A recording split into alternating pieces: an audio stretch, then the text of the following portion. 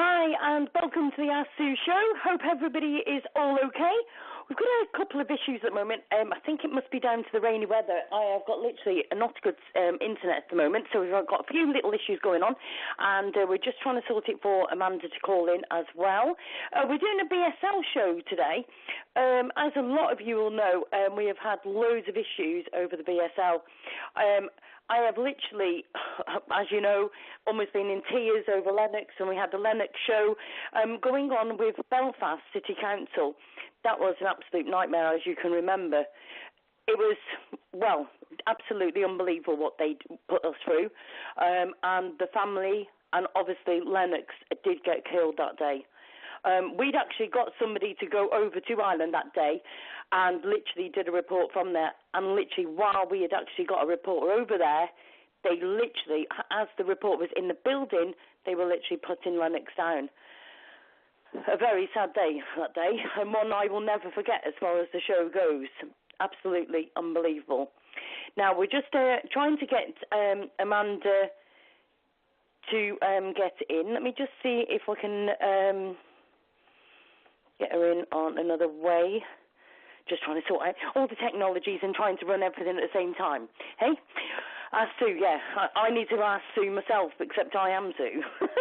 Anyway, very quickly, while we're just trying to get Amanda in on the show, by all means, if you're not already joined up, go to Facebook, join the Facebook page, Ask Sue Radio Show. So that's Ask Sue, one word, Radio Show is the second, or www.facebook.com/Ask Sue Radio Show. I've also got the website, www.asksue.co.uk, and you can also find me on the Facebook, Sue Davis, or you can just message a page and I will by all means add you. I want to thank everybody who has literally shared, liked, commented, invited friends, and if you haven't already invited all of your friends to the Ask Sue Radio Show, please will you do so? Just spare a few minutes of your time. You all want that media exposure. You all want to get your shows out there. The more people that we can actually get onto there, the better. So please, if you can do that, that would be absolutely fantastic. Got to say a big shout out to everybody who's actually messaging me. I've had some absolutely amazing messages of support, especially following after the Chuck Hawley show with Sticky Kitty. An absolutely fantastic show. Literally, I haven't spoken to Chuck, but I've messaged him, and we are going to be doing another show very soon. So keep your eye open for that as well. And anybody who wants to ask any questions can actually, obviously, do the call-in. The guest call-in is 323-870-3861. So that's 323-870-3861. Okay, now if you're in the UK, you have to put a 001 in front of it, okay? So it's 001 in front of the number, okay? Let me just, I'm just trying to sort out for Amanda. Hold on one sec. Right, we're just trying to sort that out at the same time. I've got a slow internet and I'm trying to message Amanda and trying to think. It's a bit of a crazy one today. Anyway, I want to say again, big thank you. Also, I've got Sean that's literally in the background helping me out today because nothing's working, so he's my backup today. He's been absolutely fantastic. So cheers, Sean. Thank you very much for that. Also, I've got a couple of shout-outs, actually, while I'm just seeing if we can get Amanda to call in.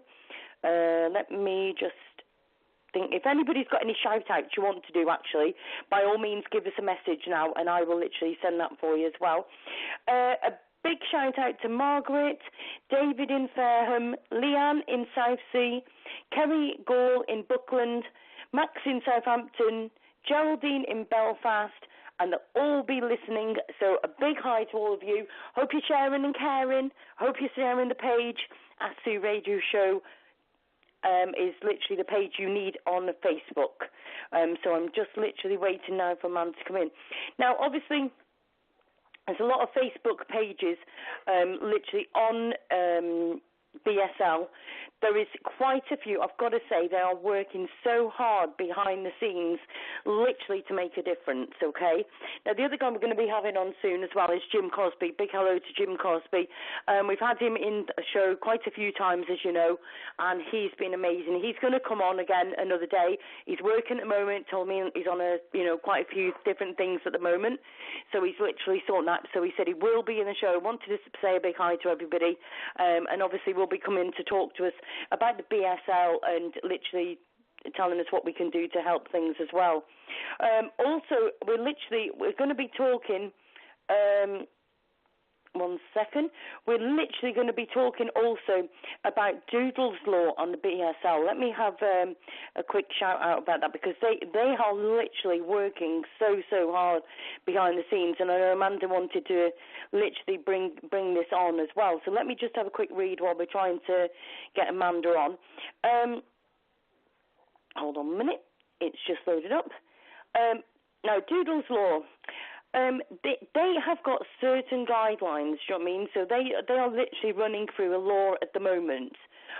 Right, hold a minute. We might actually have Amanda on. Let's cross my fingers. Wave that magic wand. Amanda, is that you? Yeah, I'm here. Oh, thank goodness. I thought the screecher brakes coming into the yard then. How you doing? I'm okay, thank you. Sorry for the delay. No, listen. I don't know if it feels like it's a Friday the 13th for me today. I tell you what, everything that could go wrong today has. From internet to everything. My chat won't open, so anybody who's commenting on the chat, I can't actually see at the moment. So, Amanda, sorry? I said, well, I'm here now for you, so... So, literally, what we're going to be doing, obviously, we'll talk about Doodles Law, but how did you get into it, Amanda? Where did you come across the whole BSL and situation? Basically, I was given as a present this tiny 8-week-old Staffordshire Bull Terrier. He is now my whole life. He means the absolute world to me, but he looks like he's got a bit of pit in him. The blue Staffy, which they are slightly bigger than normal standard Staffy. So I was concerned, quite rightly, because obviously the horror stories that we hear. So I got involved in John's group, firstly by donating and joining their donor club. And then later on I became admin, then I became treasurer. And now I'm jack of all trades. So that's how I got involved. Yeah. Now, I just want to make a point to everybody. I've actually put onto the actual link that you were obviously the owner of Doodles. This isn't the case, and I apologise for that to everybody. Well, obviously, you were so passionate. I just thought it was me automatically assuming that you were obviously Doodles' mum. So I apologise for that, and a big shout out to obviously Doodles' owner, because obviously I don't want her to be offended by that. I did message her and let her know, so yeah, it's all good. Good. So how did you come about with Doodle? Did she actually approach the group? Yes. In the first instance, she contacted our esteemed leader, John Howard, and asked for, firstly, guidance on how she was going to get her dog home. And then obviously since then we've raised £7,000 in an attempt to save Doodle's life. We guided her through the whole process. We put her in touch with the solicitors that we use, because we only use dog law solicitors, and they are Paris, or for short we call them Pauls, because it's very large solicitors, so for short it's Pauls. And what happened was we lost at Magistrates Court, so we went to Crown Court to try and overturn a destruction order on Doodles. And this was on the Friday.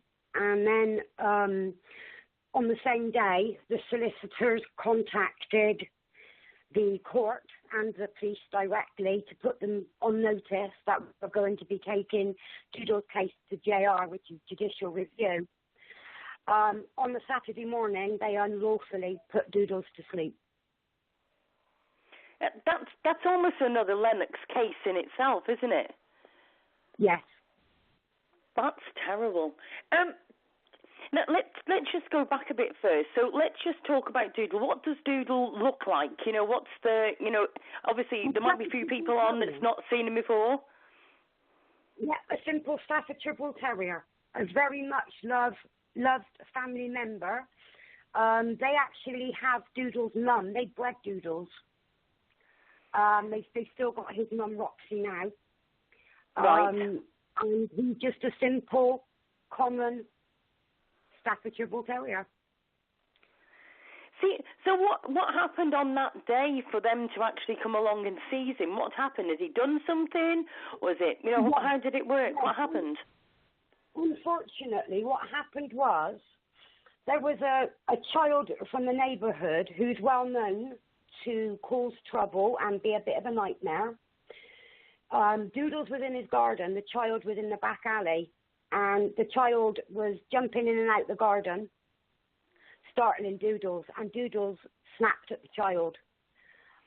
He bit him, but I must state that it was a simple on-off bite. Doodles did not savage him or anything like that. It was basically, leave me alone. At the end of the day, a dog can't say, stop tormenting me, leave me alone. So their only line of defence is to bite. But the child did go to hospital. They had the wound cleaned. Other than that, there's no lasting damage to the child, none whatsoever. Please don't get me wrong. I do not in any way think it's right what Doodles did. But there are always reasons for why a dog acts the way it does. Yeah. And in this case, Doodles is being tormented by this child. Yeah. And do you know what, Amanda? We've actually covered this with Jim Crosby, who's actually from America. And he comes over to the UK quite frequently and does assessments on dogs and all sorts. And he's told us numerous times that, you know, there's been a reason for a child to be bitten or whatever. And, like, that is, you know, like you said, you know, there is always two sides to every story, and this is you know, just the case, to be fair. Like before, when I've had it before, when Jim was telling us about a story where a kid had been bitten, he'd gone to assess the dog, and I was just grateful that he literally got a chance to assess the dog, because a lot of times a dog bites a child and they don't even question it; they just put it down. It's not even questioned. Now, on this occasion, Jim did go and check out the dog, and the reason was the dog has an ear infection. Yes. Obviously the kid had just literally grabbed him wrong. It was his way of saying, whoa, that's hurting. He bit him, and that was the end of it. It was, you know, do you know what I mean? So we were just lucky, really, that the fact that Jim did go and he did manage to sort that out. Do you know what I mean? Yes. So we had our trained who is actually a veterinary surgeon as well, by the name of Kendall Shepherd. She went to no, actually, I'm really sorry. It was another guy. We have saved over 200 dogs, so forgive me for getting my facts a bit confused. Hey, listen. Let me just say, Amanda, listen, I'm always getting confused by different things, so I wouldn't worry about that. You're fine. Yes, it was a dog by Mike, who's actually an ex-DLO, which is a dog law officer, and Mike assessed him to be of a good, friendly nature and to be not type, so obviously not a pit bull type dog. Yeah. I mean, we paid nearly £1,000 to have Doodles assessed and to be told he was a lovely, but he wasn't doing very well in kennels. I think I actually sent you some pictures of Doodles once he was seized, and he looks like a different dog. Yeah. So unhappy to be away from his family. Yeah, yeah. And this is the thing. I mean, a lot of our dogs don't know any different but to be with us. So it's like taking a kid and then putting the kid into another environment and then expecting it to be exactly the same at home. It's not the case. No, it's not going to be, exactly. From going on a... Sorry. I refer to my boy to being like a toddler. He acts like a toddler, my little boy, my Staffordshire Bull Terrier. And that's what I say, he's like a toddler. So you treat them like a toddler and they just... Exactly. But the thing is, that, like, they've gone from being in like a warm house onto a sofa, do you know what I mean, following us up to bed at night, and to suddenly be put into a run or whatever, and then they expect them still to be fine. That can never be the case. No, it can't. I mean, we've had a case... Sorry, go on. No, carry on, Amanda. We had a case of a dog that could not be assessed. The police couldn't assess him. An assessor, they actually came to us once the destruction order had already been put on this dog. The police couldn't assess him. Their assessor couldn't assess him. And in the end, we sent, now I can say her name properly, Kendall Shepherd, to assess this dog, actually called Diesel. Now, he was deemed as too dangerous for anybody to assess. Within a few minutes, Kendall had Diesel eaten out of her hand, and now Diesel's home with his family, where he should be. Good he was grief. Scared. Yep. Just because he was scared. I mean, they used cat tones on him. The police terrorised him. They totally terrorised him. Nobody could go near him. But now he's back home in his family with children, and he's thriving. He's an absolutely beautiful dog. But if we hadn't have got Kendall in to assess Diesel, he would have been put to sleep. No doubt about it. So how many dogs do we actually, or how many dogs have you actually dealt with that have actually been put down? Put down? Well, I think under BSL, it's only been a grand total of 0. But for dogs that have been taken for other reasons, then that's 4. So in nearly 3 years, we've only lost 4 dogs. But 2 are unlawful killings. Diesel had a sister called Bailey, and whilst they were waiting in court, whilst they were waiting in kennels for us to take them back to court, the police actually killed Bailey after they'd said that she could be exempted and she could go home. So we're actually in discussions with the police over the death of Bailey, and now obviously Doodles has been unlawfully killed as well. So we've had 2 dogs killed unlawfully, but 4 dogs have been put to sleep since we started this group. But actually under the BSL, we've not lost a single dog. We've got every single one home. Right, and that's amazing, isn't it? You know, that's absolutely fantastic. All of you, I know, obviously, all of you work so hard behind the scenes. Do you know what I mean? Now, the thing is, are the police actually qualified to check out these dogs, to be able to look at these dogs? You know, we're saying that they're the ones that are authorising the killing, but at the end of the day, do they actually know how to know and deem if these are under BSL? You know, what training are they actually going through for this? Right, the police go on a 2-week training course, and in that 2 weeks, they become a dog law officer, and I think 1 day or maybe half a day is actually spent how to type a dog. Our behaviourist, or Kendall Shepherd, I mean, she's trained all her life. I mean, she's got so many years of experience, and yet these police officers go on a course for 2 weeks, and then they to destroy our dogs because they've done a 2-week training course. It's not right, it's not long enough. Yeah. That's ridiculous. Do you know what? Did you see the story about Justice for Angel in Hartlepool? The dog that was fastened to a tree? That's on the same lines again.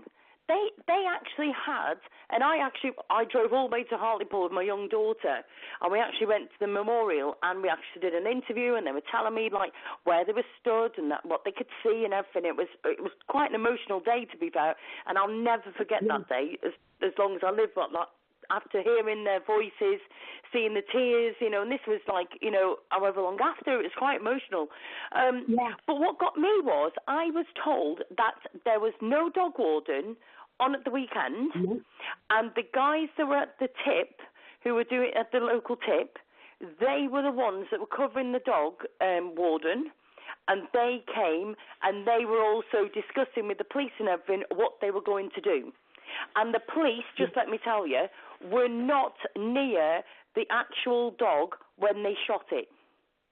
They actually shot it from further away. They shot it, they injured it, the dog was whining and everything, and then they literally did it. Yeah, disgusting.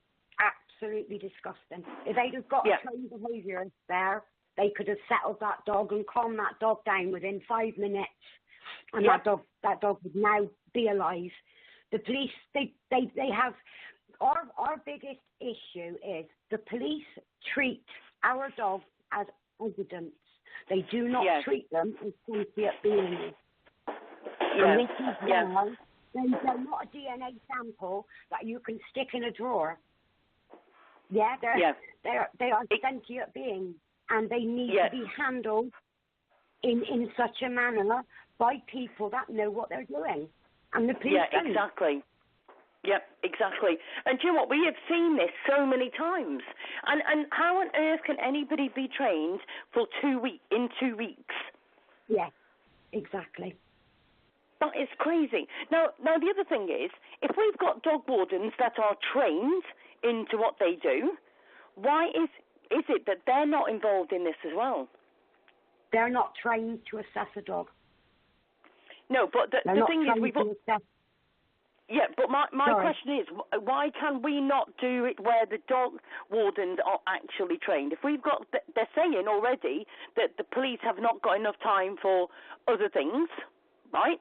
So why are we not having a dog warden trained properly to do that, which is somebody that deals with dogs every single day? Because let's face it, some of these police officers wouldn't be dealing with the dogs every single day, where a dog warden would.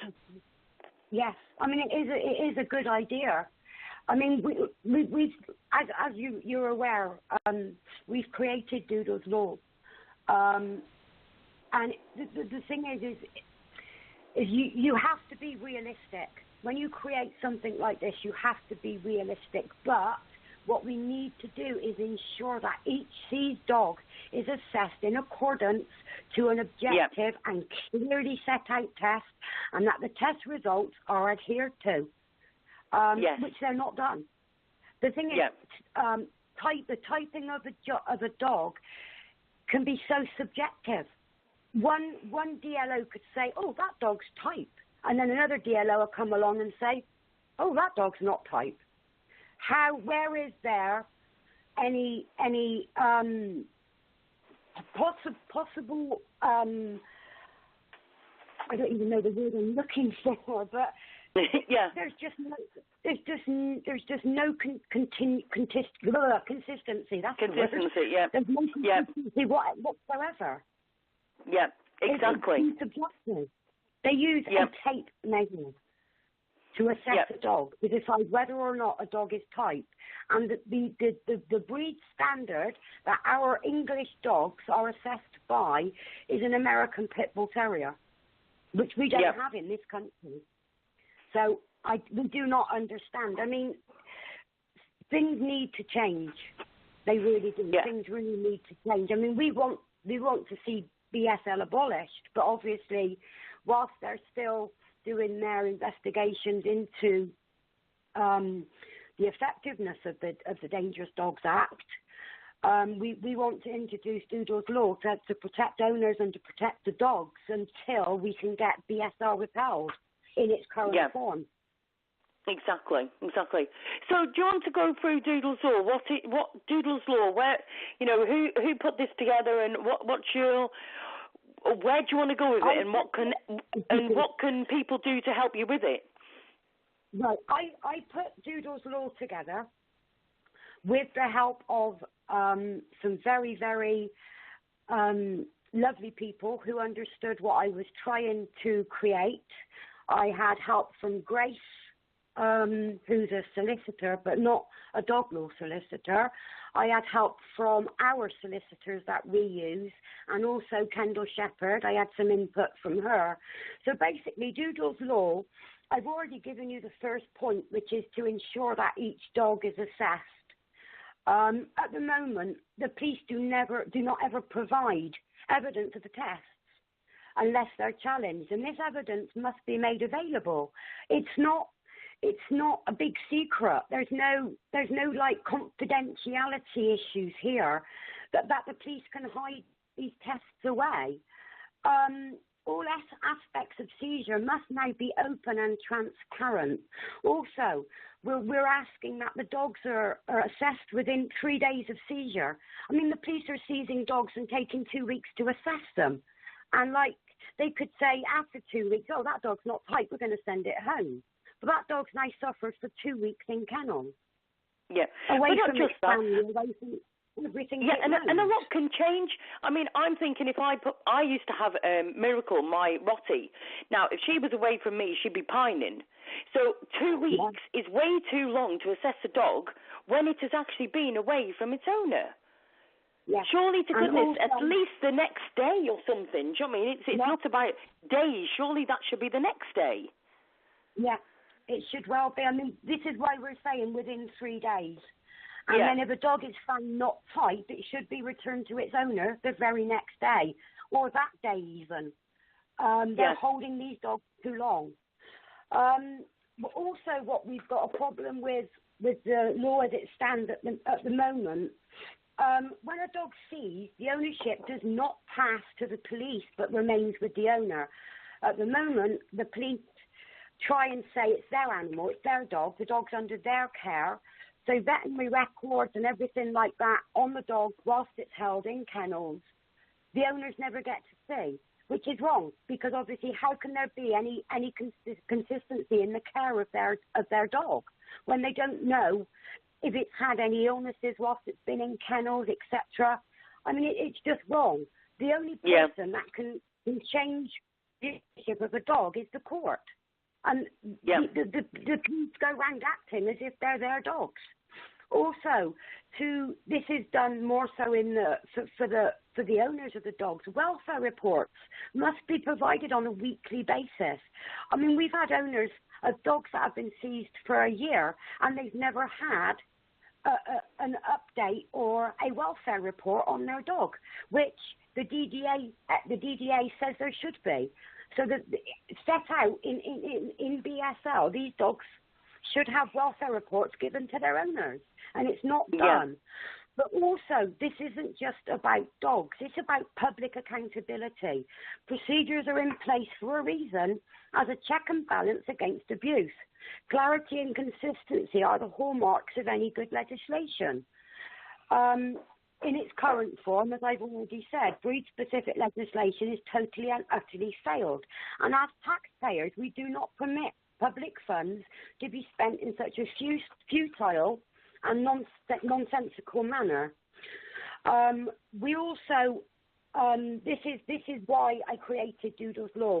Number 6 on Doodles Law is we require a drafted document that the owner is to sign before any dog is destroyed, confirming that the owner will not be pursuing any further legal action and that the police can then proceed with the destruction.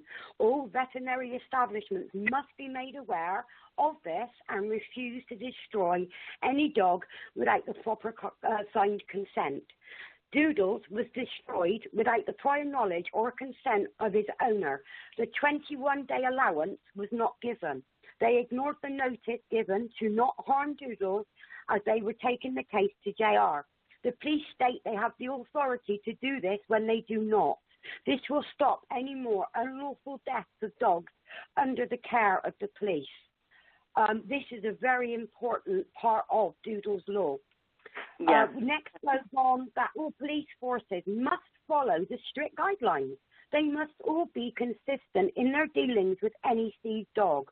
No force is different from another. I mean, for the example of this, IES, which is Interim Exemption Scheme, is where a dog is found to be of good nature, although seized as type.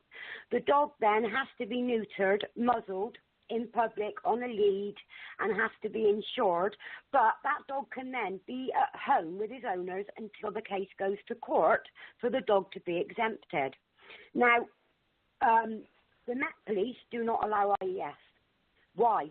When the Dangerous Dogs Dog Law states that IES is to be granted to all dogs that are found to be of good nature, which obviously covers number 8, which is all dogs that are deemed type by the police and are considered to be of good nature are to be allowed to return home on IES.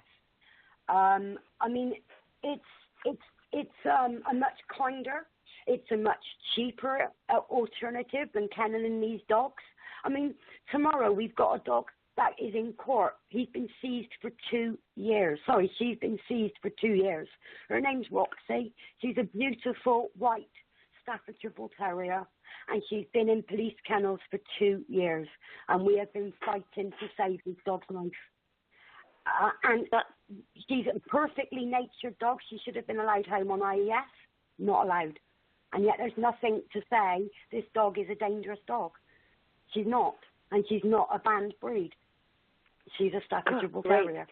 That's terrible, isn't it? That is just... Whereabouts is she? Where is she based? Where are they based? Bear with me just a second. As you can imagine, we've had over 200 dogs go through our system. Yeah, I'm not expecting you to remember every single one about everything, don't worry.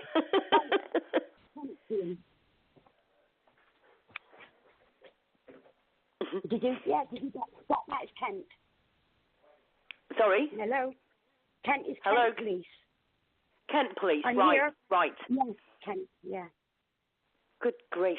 And see, do you know what? That was the same as Lennox. I'm pretty sure that was 2 years that he was in as well. 2 years. Yeah. I mean, do you know what? The reality is this, right? Let's just put a thing on this, and people aren't going to like this. But when the dog's been in there for 2 years, has been in the kennels, has had no attention like it's had when it was at home, that dog surely has got to have changed within 2 years of being in them kennels. Yeah. Yeah. We had one of our dogs seized. His name is Hank.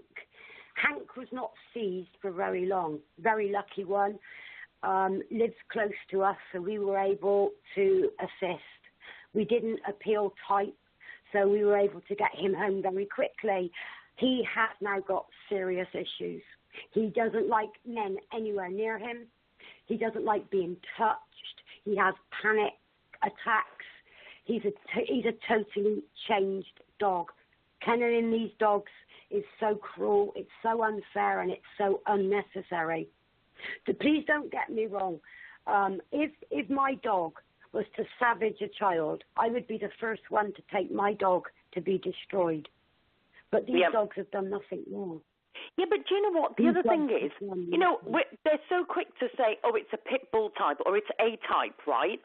But let's face it, you can have any dog that can be of a dog that will attack something or anything. Anything can trigger it, whether it be an ear infection or whether it be that the kid pulled it or whatever. There is no type.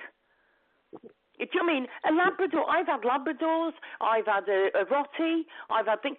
None of them were a type that was going to be vicious in any way because they were how they were brought up, right? It's got nothing to do with the type of the dog. It's more of the type of owner. Owner. This is something that we are trying very, very hard to get across. We need to promote responsible dog ownership. We need to get it out in schools. Children need to be taught how to deal with dogs. Because at the end of the day, look at Doodles. Doodles is dead because a child was tormenting him. Doodles lost his life just because a child tormented him.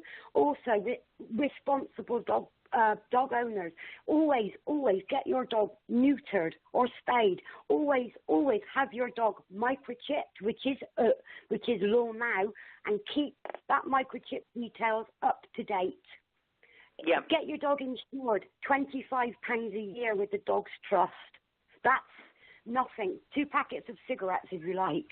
It's not a lot of money.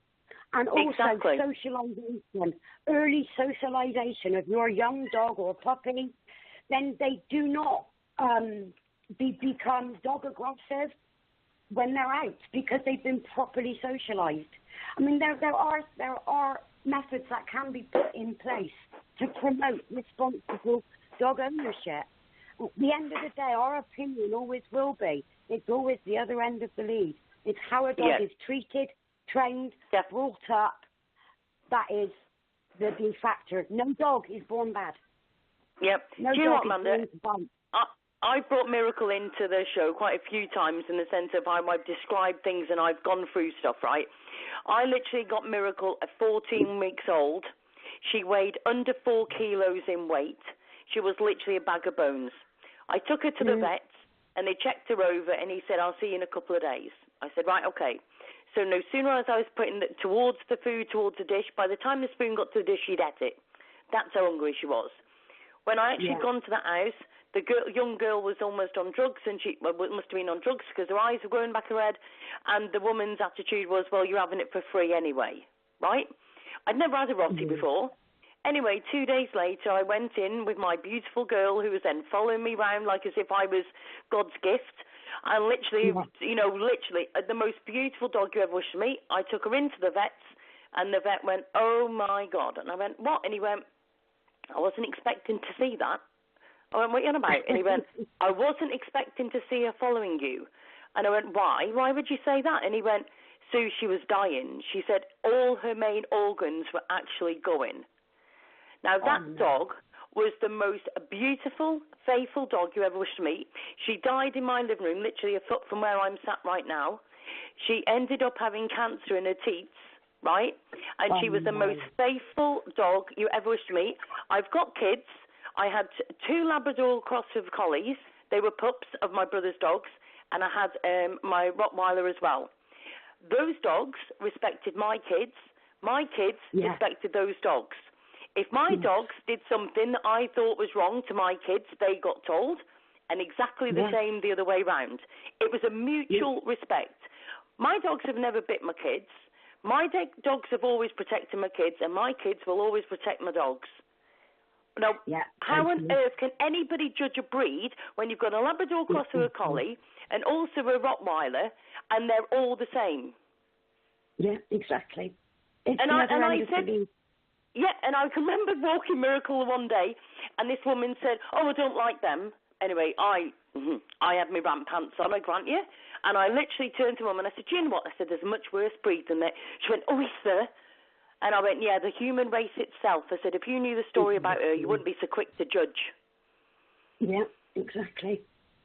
It's and this is the trouble. Yeah. This is the trouble. I have 5 children. I have 15 grandchildren. I have had German Shepherds most of my life. And I've now got, as I said, my boy, Harley, and none of my children have ever been bitten by any of my dogs. Exactly the same as you, none of my grandchildren.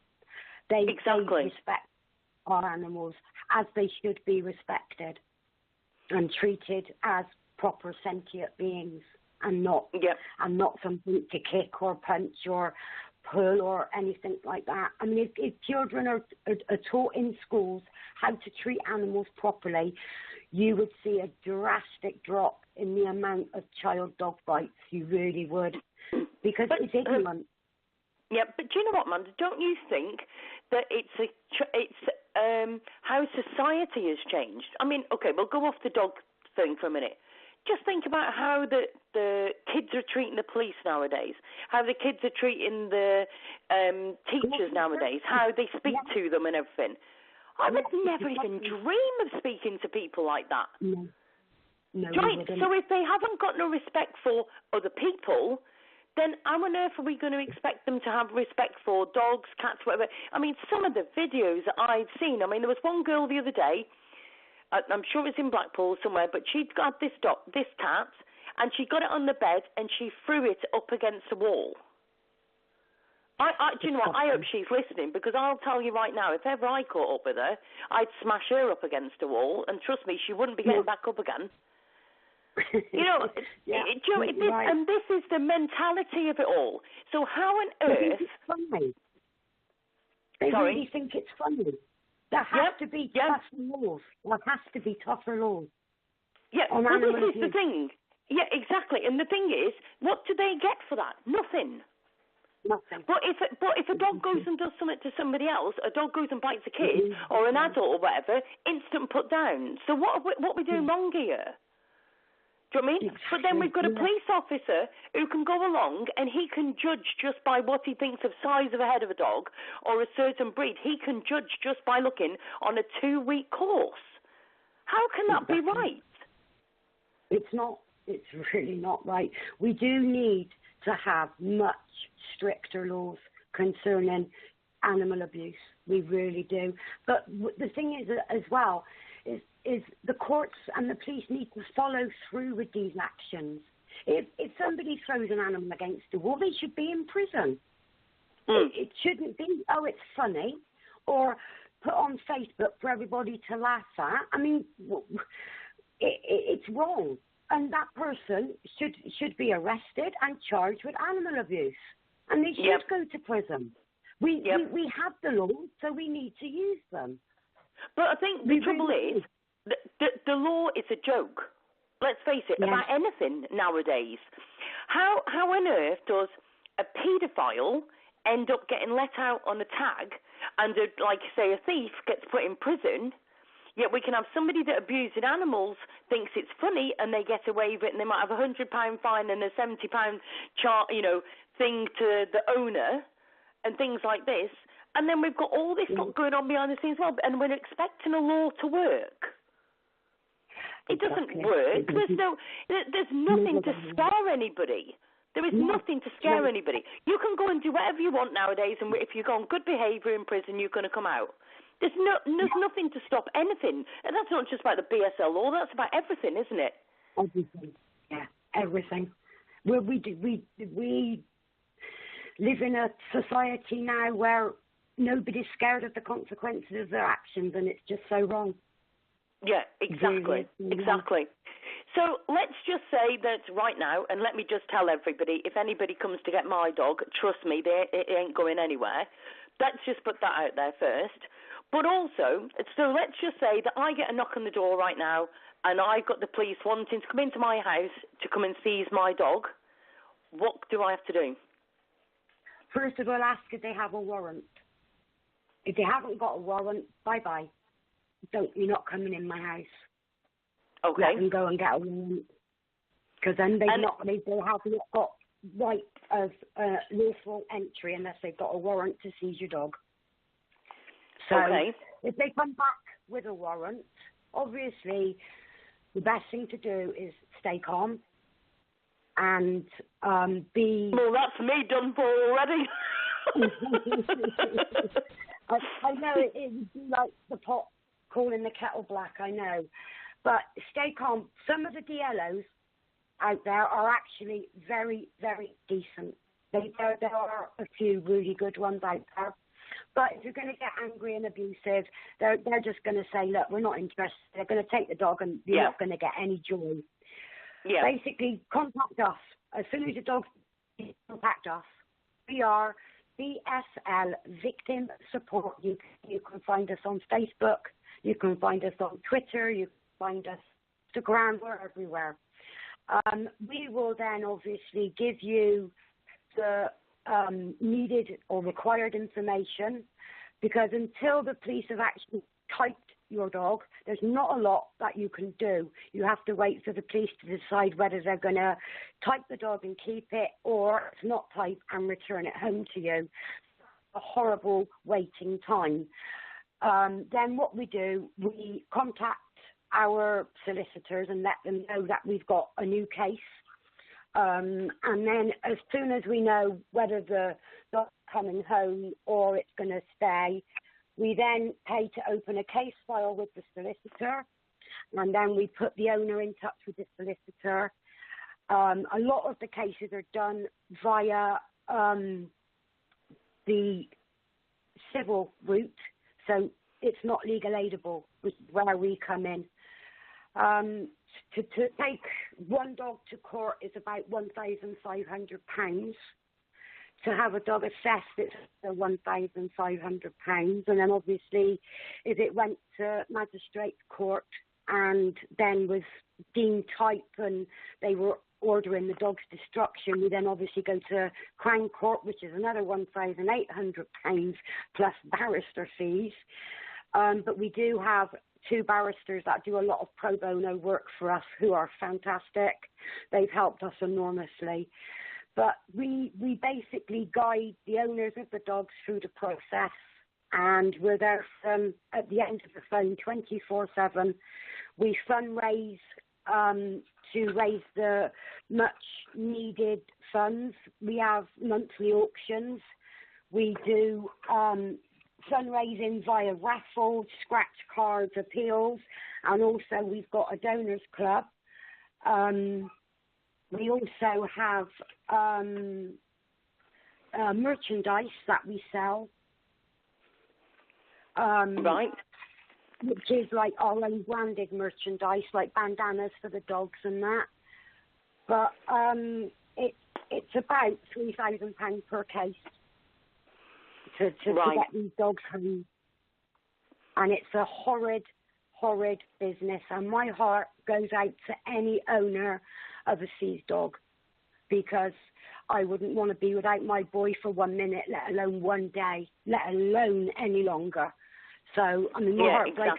Exactly. These are not dogs. These are family members. They're loved to bits by their owners.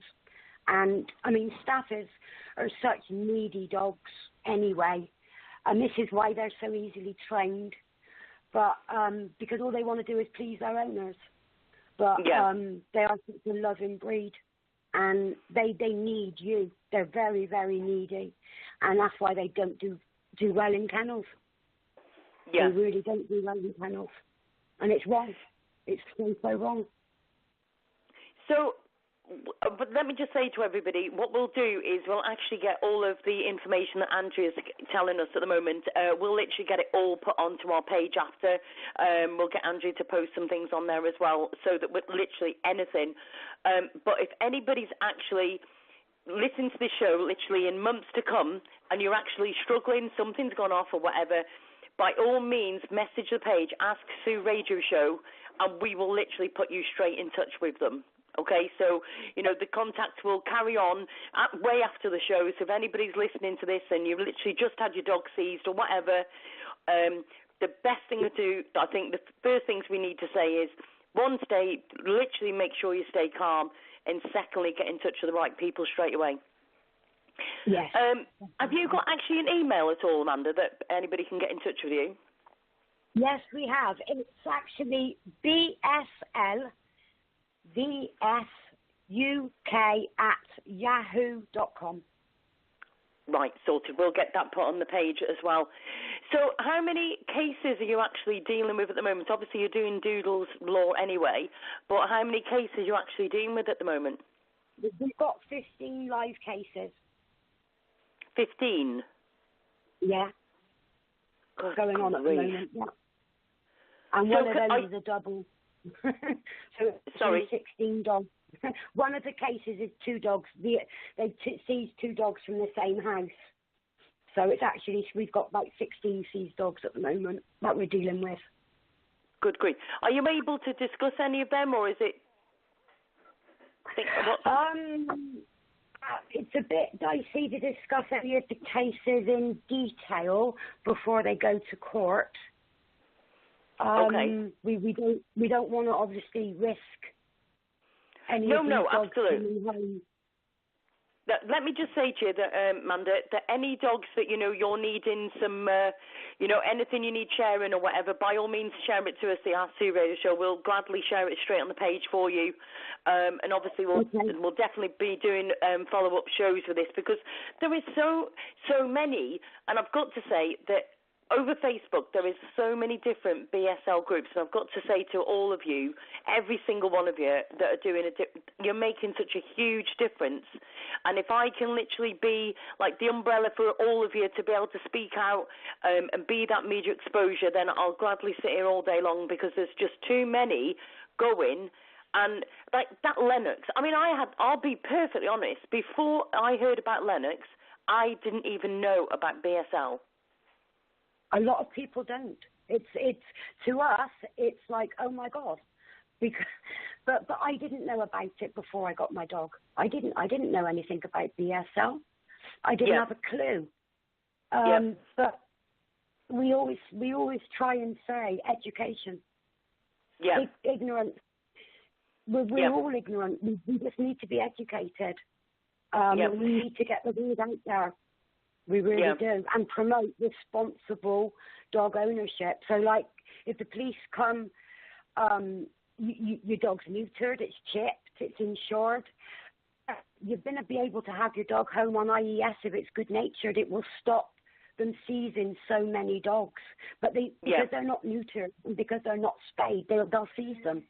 But if they're neutered and spayed, then you're more likely to be able to get IES for your dog, and that means your dog stays at home, which is the best result, because then the dogs are not being affected, living in kennels without the love and care from their family.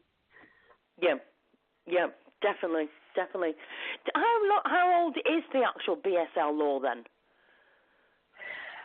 I think it came out in 1991. Right. I think. And you think about it, I was going to say, a lot has changed in those years, hasn't it? Let's be fair. Yeah, but the law hasn't. Yeah. Which is why we're trying to bring in Doodles Law to stop the police from doing what they're doing at the moment, because obviously there's nothing to stop the police doing this.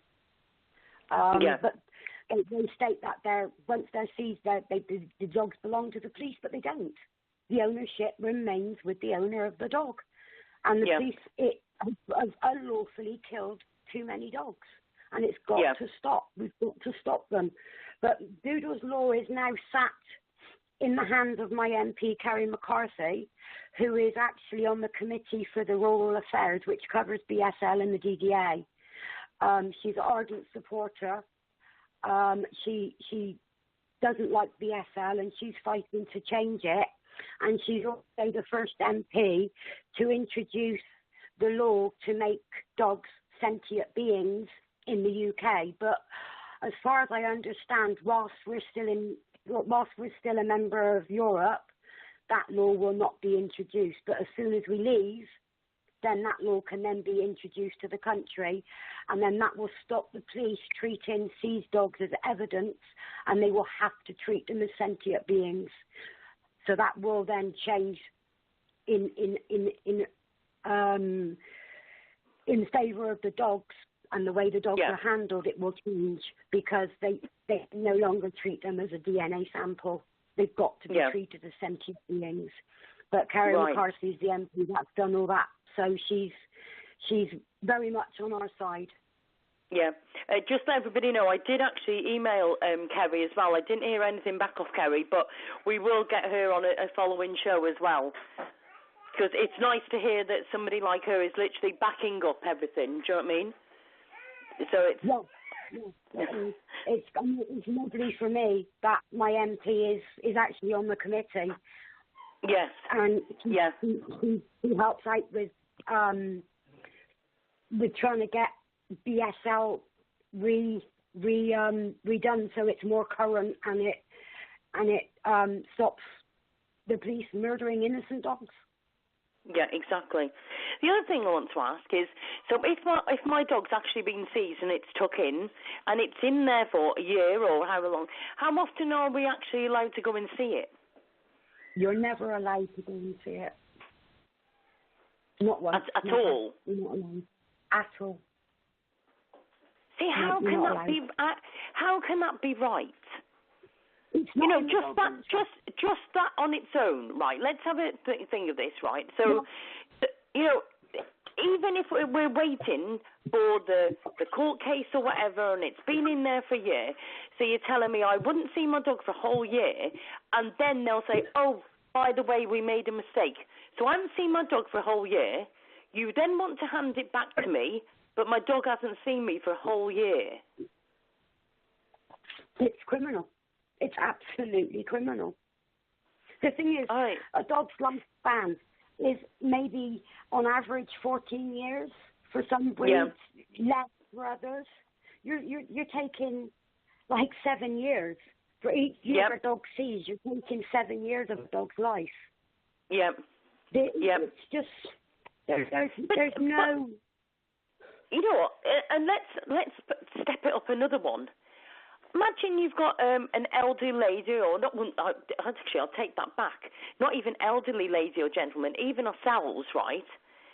The dog's being seized. The stress that people must go through while that dog is seized because your family. I'm not joking. Sean will tell you. Sean's listening at the moment to the show. He will tell you what I was like after I had to have my dog put down just because of old age. And we've all been there when we've lost a pet. What is our houses like afterwards when we've lost our pet? I felt like my house had got no furniture.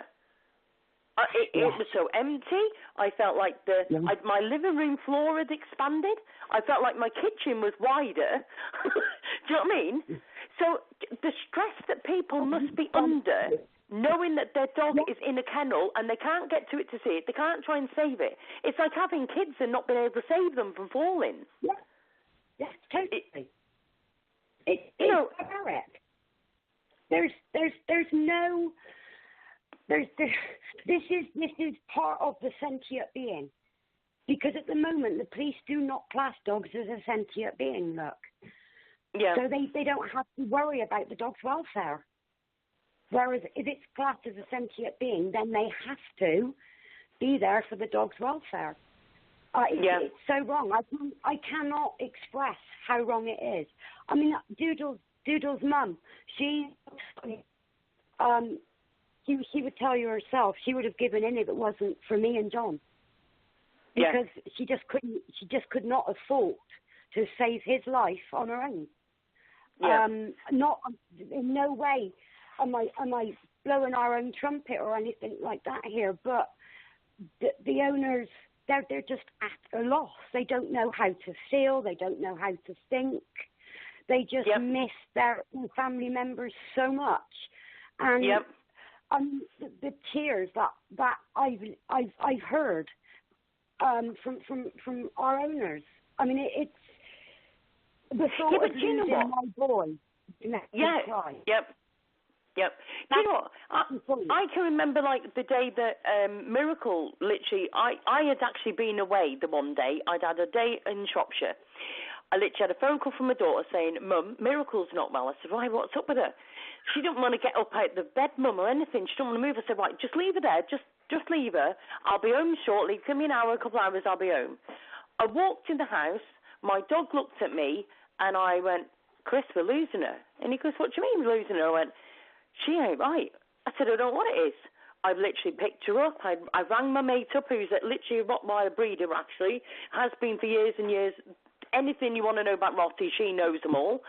And I rung her up and I went, listen, something's going on. And I told her how she was, told her about her breathing, everything else. And she went, Sue, that doesn't sound good at all. And I'm literally feeling all over my dog.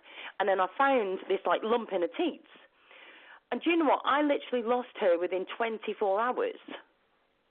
Now, I was absolutely mortified because I lost my girl within 24 hours.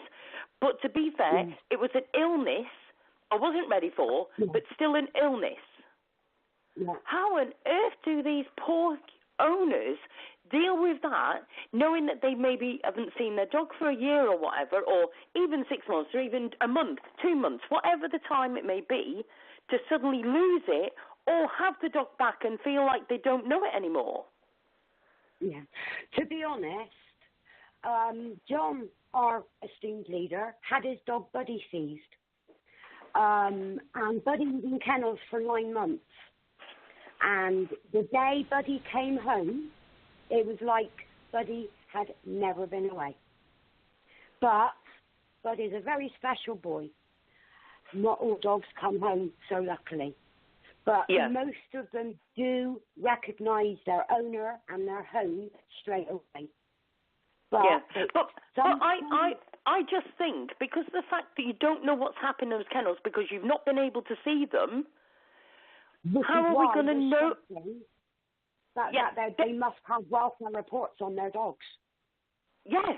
I mean, I want to know, what's my dog being fed?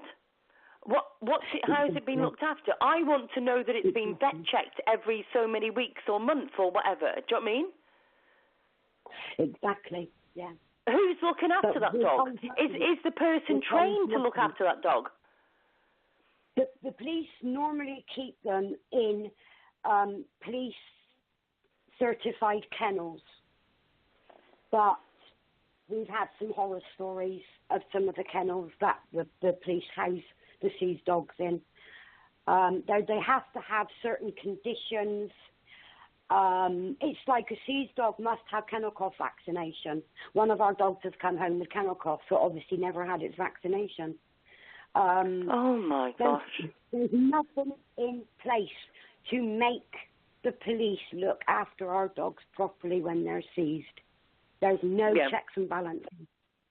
And this is what we are fighting for, to make sure that dogs are cared for in a responsible and safe and loving manner. Because you cannot just give a dog a bowl of food and a bowl of water and expect it to thrive. It's not going to. No. Without love and companionship, a dog will not thrive. A dog will suffer. And our dogs suffer in kennels. It's alien to them. Like you say, it'd be like taking a child and sticking a child in a cage, in a home it doesn't know, and expecting it to be okay. They're not going to be. But like I said, Buddy's a special boy, and he came home and he was fine within 5 minutes. It's like he'd never gone. But then you go to Hank, who has serious issues now, and he was only seized for a few months. And this is the thing. It's like children, isn't it? They all deal with different things in different ways. Yeah. Do you know what I mean? And that's the issue, is that, not one is going to be the same to another one. Yeah, exactly. No two dogs are going to act the same. Yeah, exactly. My boy's highly strung. He's very highly strung. He's always been highly strung. If he was in kennels, he'd howl. He would howl 24/7. He wouldn't eat. I know that. So, you do have highly strung dogs, and these dogs are the ones that will not fare well in kennels, especially. I mean, it can take the CPS 6 to 12 months to charge. And the 6-month ruling, where you either have to charge somebody within 6 months or drop it, doesn't apply to dog cases. Because once again, they're not complete beings. Yeah. Do you know what? I've done these shows quite a few times, and we've actually done other BSL shows. If anybody wants to have a listen, we've actually done various things on the BSL shows. If anybody wants to literally have a listen to our previous ones. But do you know what? I always find that we learn something every single day over all of this. Do you know what I mean? Yes. And this is the thing. You know what I mean? Yes, we're always learning. And we're always ready to listen as well, which because we need to know. So we like to listen to what other people have got to say, because it helps us to help our owners. Yeah. So definitely. You're never too old to know. Yeah, definitely. Well, Amanda, listen, we've had, do you know what, I could sit here and talk to you all day long, and I've just got to say what a fantastic lady you are. Amanda, you're doing so much behind the scenes that, a lot of us probably don't even see, and, I really appreciate you coming on and spending the time to literally join us today. That's absolutely fine. We need we need to get the word out there, and anybody listening is welcome, so very, very welcome to join us on our Facebook group, which is BSL Victim Support UK.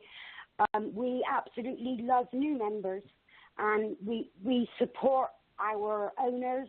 And can I just give a shout out to all of our members who have been absolutely fantastic over the last nearly 3 years, because without them, we couldn't have saved all the dogs that we have. So a massive thanks to all our members. And I just want to say, Amanda, to anybody who's literally listening to the show right now, who is probably saying, oh, well, I don't need to join that group because it hasn't happened to me, or it won't be my dog, let me just tell you, it can be your dog or a friend's dog or whatever. So it's a bit like with the people with the radio show. Everybody wants it, and then they keep saying they're going to invite friends, and they never do. But the trouble is, the one day that you're going to need it will be the one day too late, when you should have already invited all of your friends. Because it's like with the radio show, Amanda, at the moment, I'm asking everybody to actually invite all of their friends to the radio show. Everybody wants a media voice for all of our campaigns, whether it be BSL and all of the other things that we've got going on at the moment. Do you know what I mean? With various different advocate shows, we've got various different things coming up. They all want media exposure.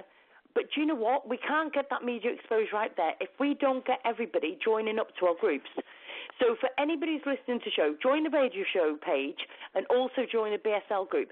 It might not be you and your dog. It could be a neighbour, it could be a friend or whatever. You need to be in contact with them straight away. So don't go waiting, because if this happens one afternoon, you need to be in touch straight away.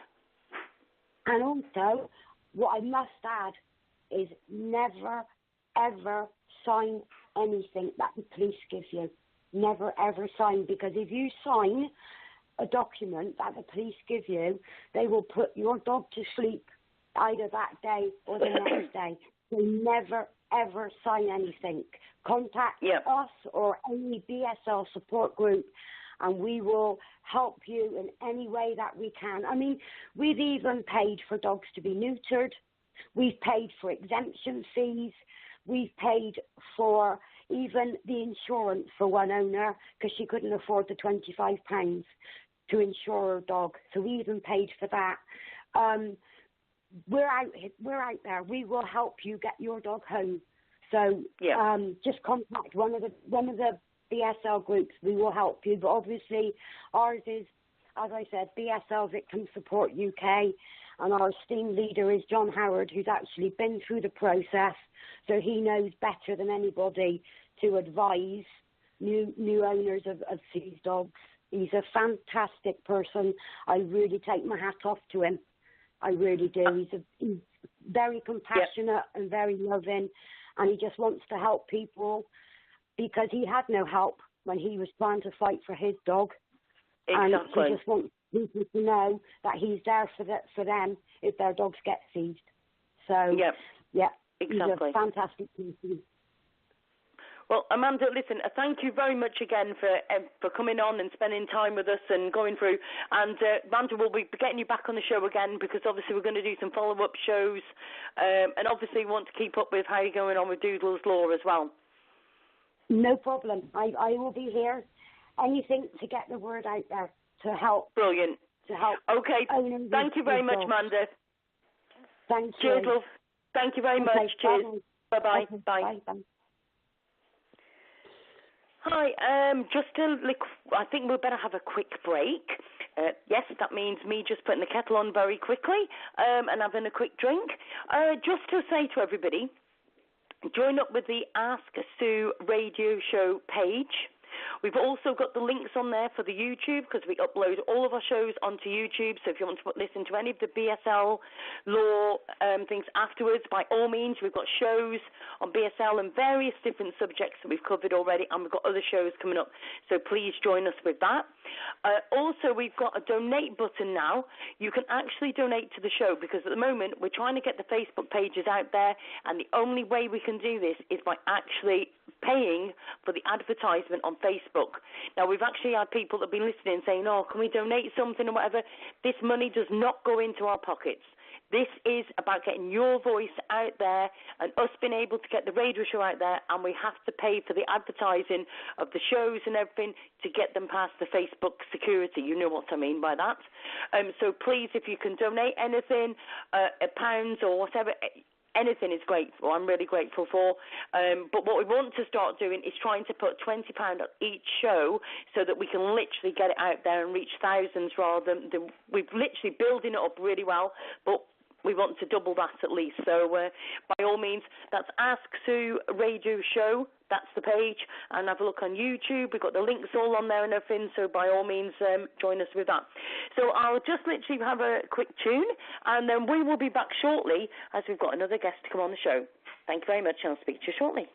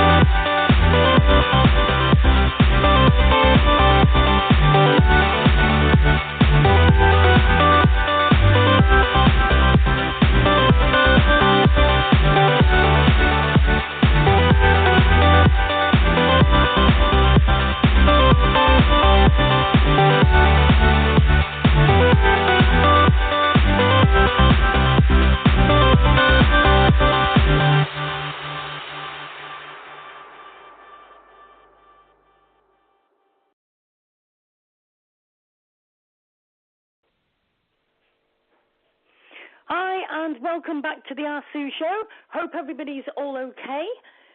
Touch wood. Right, I'm going to touch wood quick. It's all working good at the moment. she says. She gets a tickle in the throat. Hope everybody's okay. Thank you very much to everybody who's messaging the Ask Sue radio show page.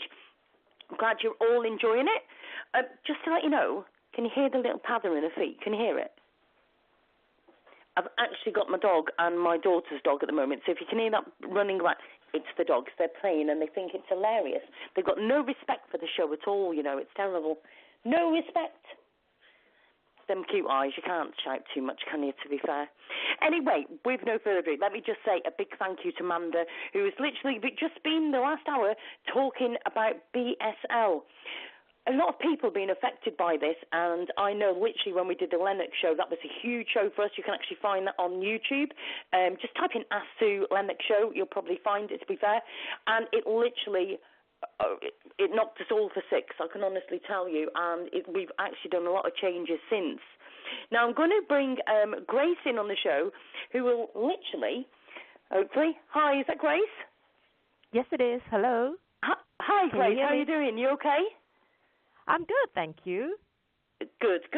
Right, Grace, it's lovely to speak to you. Sorry for the delay. Literally, we got so much to talk about over the BSL, and obviously you told me that you help Amanda and everybody with the fundraising of the BSL, literally to support them. Yes, I do. With the fundraising, with getting the word out there, with creating awareness. And I'm actually learning a lot, even as I help Amanda, because this law is just a minefield. It really is. And you're actually a solicitor yourself, aren't you, to be fair? Yes, I am a solicitor, although this would not be my area of specialty, but yes, I am a solicitor. It's just so that people realise that, hold on a minute, you know, because even, let's face it, even people that are literally like yourself, a solicitor and everything, you're even saying yourself it's a minefield. And this is the thing, I think it's a case of it's not uniform, you know, throughout. Every case is different. It's not just that it's not uniformed. I think with any law, it has to be fair and it has to be applied equally and evenly.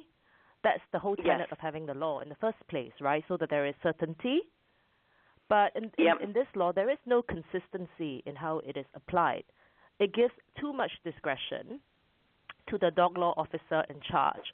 They don't seem to have, in certain cases, as far as I'm aware, have the same type of training. So it could be someone that knows nothing about dogs or very little about dogs making a decision about a family member. Because let's face it, when a dog is in your family, it's not just a dog, it's family. Absolutely. I was just literally saying, Grace, you know, we've obviously got dog wardens across the country that are trained to do their job, and they deal with dogs every single day. I can't understand why we don't have dog wardens trained to do this job. They deal with dogs every single day, so they've got a better perspective. And why are we putting police officers in charge of this when we're already saying that there is not enough police officers on the street? So why not give the job to somebody who deals with dogs all the time, who obviously, hopefully, I'll say hopefully, you know, knows enough about dogs, and give them that training, and 2 weeks training to do a BSL, you know, looking over a dog and saying, oh, by the way, we deem that dog as going against BSL. 2 weeks, that can't be long enough. And not only is it just that it's not long enough, it's also as I said before, the inconsistency. And it's also, when you have a law, you're trying to alleviate a particular problem. Now we have a law that doesn't seem to solve anything. In fact, it is counterproductive. So you have to then go back to the basics and ask why you have that law in the first place and if it's fit for purpose. Because the majority of dog bites, first of all, let me just say, dog bites are very rare, which is why when they do happen, it's been sensationalized. That's the first thing.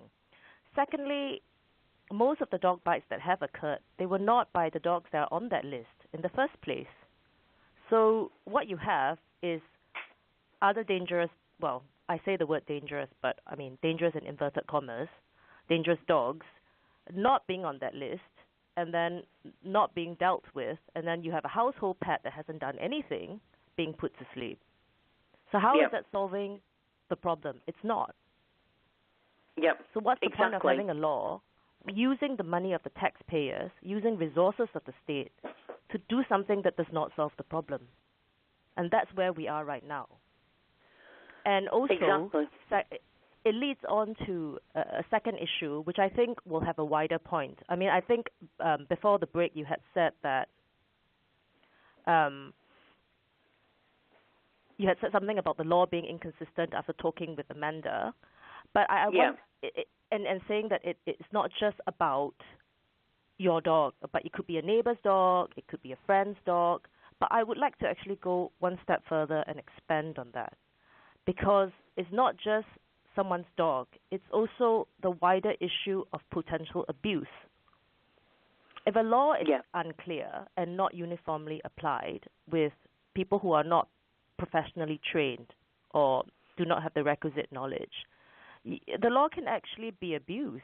And then you have people being subject to that abuse and having no recourse to it. And that's not just a problem that affects dog owners. That I would say is a nationwide problem, because we need proper procedures, we need proper rules, and these have to be complied with to ensure that there is some kind of accountability. And at the moment, it just doesn't seem like it is there. And that's a problem that affects everyone. It's not just about dogs, but society as a whole. Yeah. Do you know, it's funny, isn't it? And I literally had said to Amanda, I said, it's about the fact that I think a lot of law, and you will probably, I'm sure, back this, is the lot of the law is not the same all up and down the country. So if you did a case that's, say, down south and about a certain thing, you may come up north and it may be totally different, or even in the same town, because everybody is doing it. It's like as if they're all singing from a different hymn sheet. Do you know what I mean? I didn't, exactly. And not only are they singing from a different hymn sheet, the entire procedure seems to vary from town to town. I mean, it's not even the same. It's not even consistent. So if I have a dog that's on that list in Manchester, it would be different from if I had the same dog but I was in London. And that can't be right. Yeah. Because if I don't know... Wouldn't it be interesting, right, if we could actually get in touch, and I might actually do this, get in touch with, say, 3 different ones over the country and see what they have to say when they come on the show, each individual one.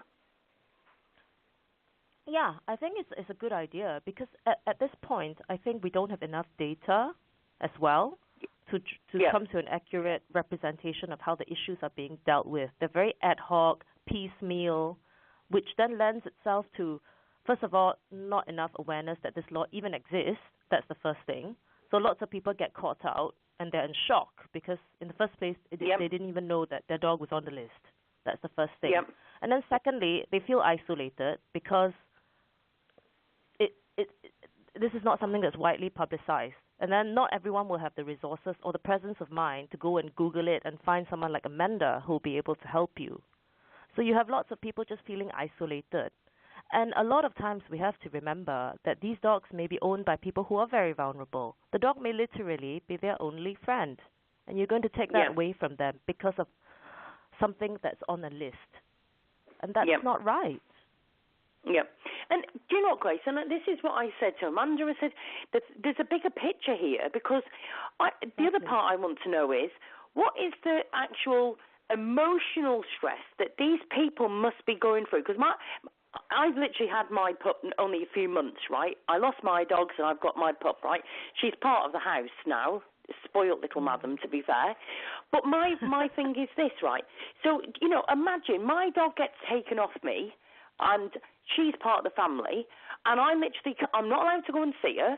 I don't know what's going on. I'm not getting updates on what's going on. She's not had the vet check her out. She hasn't got the same comforts that I was giving her, like my double bed, for instance, right? All of these different things, right? Do you know what I mean? She sees my grandkids all the time. She sees my kids all the time. She's getting fed at certain times. She even knows when I get up in the morning. There's a certain routine that we do. Do you know what I mean? And then suddenly she's put into that. The stress that I'm under, I mean, you know, what is happening to these poor people? You know, people will be having depression and all sorts, all because of all of this so-called law. So it's not just about the dogs even. This is about people. Exactly, and it's our also, human rights, surely to goodness, not just about the dog's rights and everything. This is about human rights, and we're talking a lot at the moment about, all over the country they're talking about people who've got depression, suicides, and everything else. This sort of thing can trigger exactly that off. Absolutely, and a lot of times,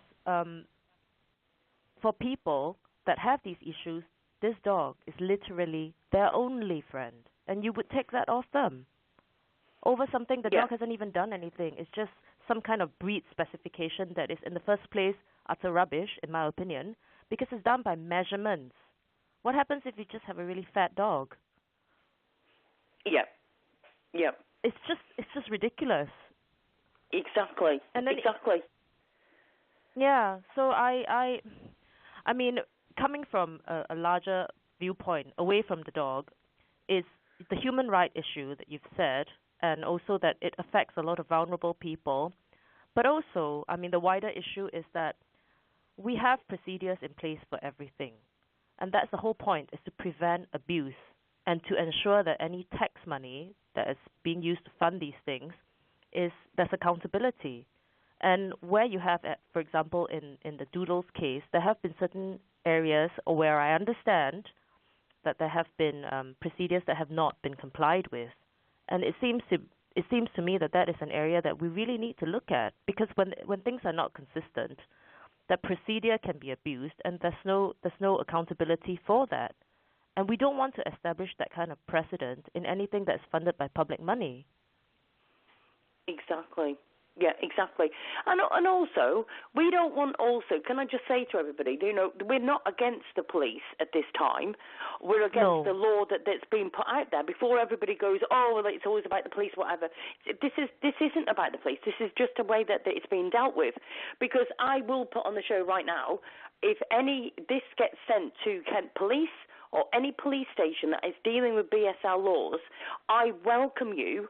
And I actually personally invite you to come on the show and tell me how you're dealing with it.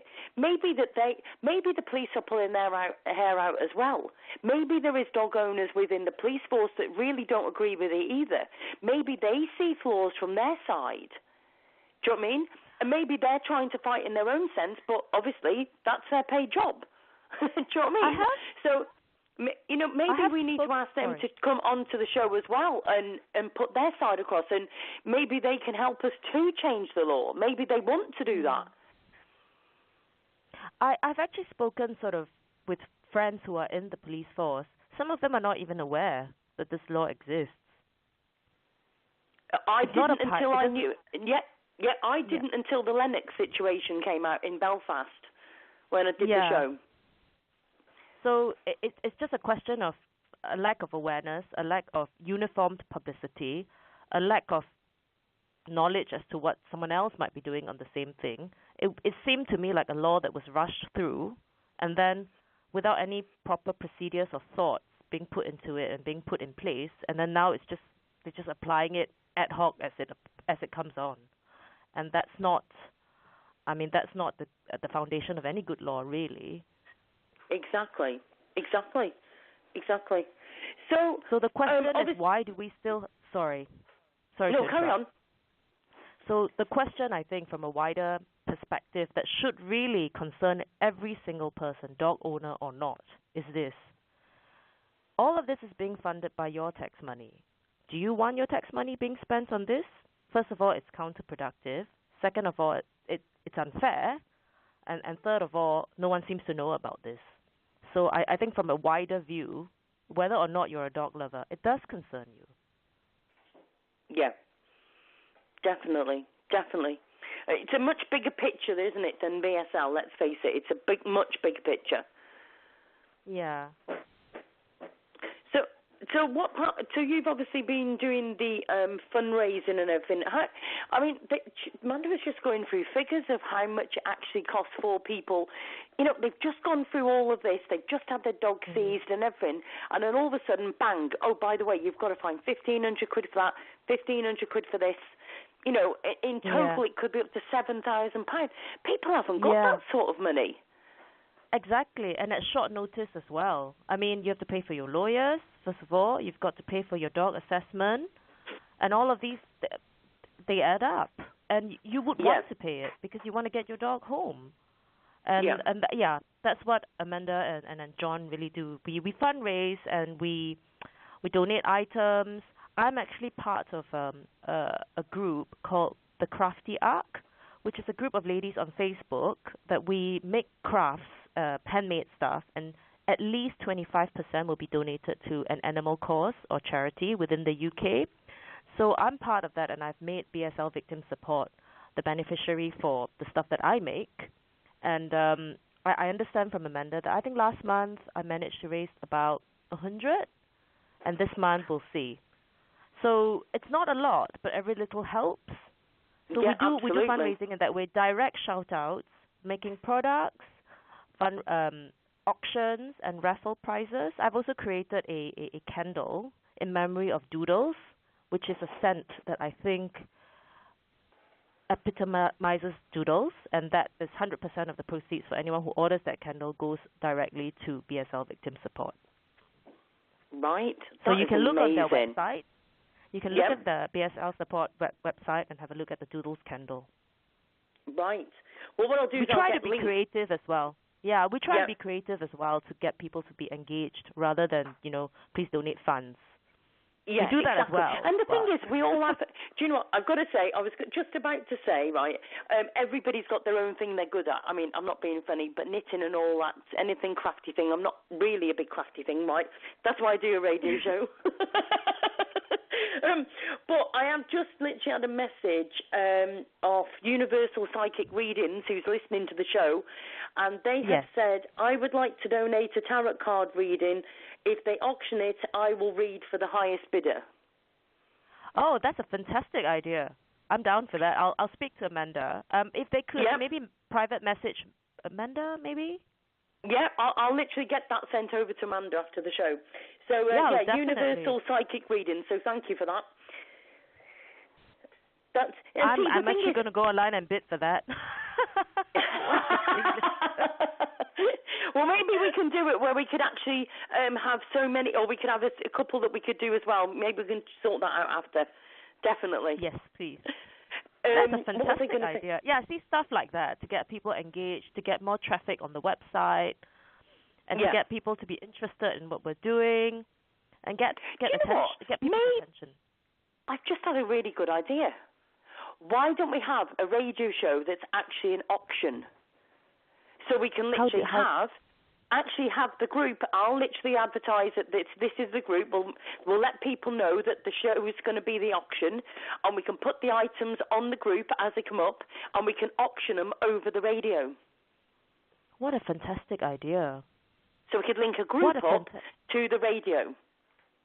Yeah, that's a great idea. I'm full of it today, aren't I? Yeah, you are. But how would people bid for the items? Will they ring you? We can bid onto the group, but I can literally be saying to people, this is what we've got coming up, blah, blah, blah, and then we can put pictures up, but we can link it in with the radio. So we've then got the radio people, and we've got the BSL people. Okay. Anything technology-wise, I'm really bad at. So I even had problems dialing in. As you can see, I was SOSing you. I was like, oh, my God, Sue, I can't dial in. I'm good at the law. I'm good at making candles and bath salts and stuff like that. Anything to do with technology, I was starting to have a mild panic. I was texting you. I was texting Amanda. I can't dial in. Grace, I'll actually say something to you, right? Changing the subject for a little minute. I'm going to have you on my speed dial on my phone now because I might need you now and again. Because I will be honest, I'm not going to go into too much detail, but I actually had a solicitor's letter over a post that we did a few weeks back, and they were on about actually taking me to court because of something I put on my page. So it's always good to have a solicitor's number. Yeah. But the thing is, and this is the thing, everybody says about, can you promote things and do stuff? And sometimes you have to be careful because of actually how the law is. And I think the fact that we've got, and going back to the BSL, the fact that we've got a victim support group, we've got people that are literally raising money to support these people. let's face it, if our dogs are seized, we haven't got a clue. A lot of us haven't even heard of the BSL or didn't know anything about it. And I think the main thing we almost need to be doing is seeing if we could make enough money to actually put pieces in the newspapers and various things to be able to let people know that it even exists. Because until the Lennox situation, I didn't actually know anything about it. Me neither, really. I mean, and I'm a solicitor. If my dog got seized, I wouldn't, God forbid, touch wood, I'm touching wood, touching my head, I wouldn't have no clue what to do. So I can't imagine if someone was, say, not in a position to even, for example, have access to the internet regularly. How would they feel? How would they deal with this? It's literally, you're helpless. You see your best friend get taken away. Your best friend is confused because, well, he can't talk. You can't explain what's happened, and then you're literally helpless. Just sitting there, pulling your hair out, not knowing what to do. And that cannot be what the law is intended to do. It cannot be. Exactly. And do you know what, Grace? Let's face it, some of these people, like even an elderly lady or gentleman, they've got, they went and rescued a Staffordshire Bull Terrier from the rescue pound. They're not very good with controlling their dog because it pulls a bit on the lead and it got off. It gets seized. These old people haven't got Facebook. They don't know how to send emails. They don't know who to contact or anything else. Exactly. And they certainly haven't got £7,000 sat in the bank, most of them, for paying out for fees like that. But they wouldn't even know about us. They wouldn't know about the show. They wouldn't know about the BSL group. So it leads me to think that the law, whether or not it's intentional, I'm sure it's not, but it's led to it punishing a certain demographic of people much more. People who don't have the money, who don't have the resources, or who may not be aware. And so it creates unfairness even from a societal point of view. It's a very divisive law because you immediately put the people that have less resources at a losing end. Yeah.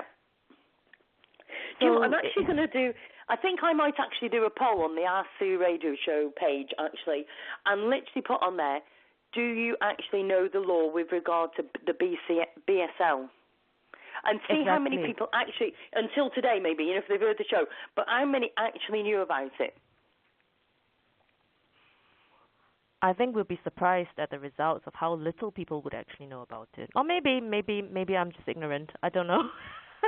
Well, like I said, I didn't know about it, and it's only because I've spoken to different people. We did the show and everything. I wouldn't have known otherwise. Do you know what I mean?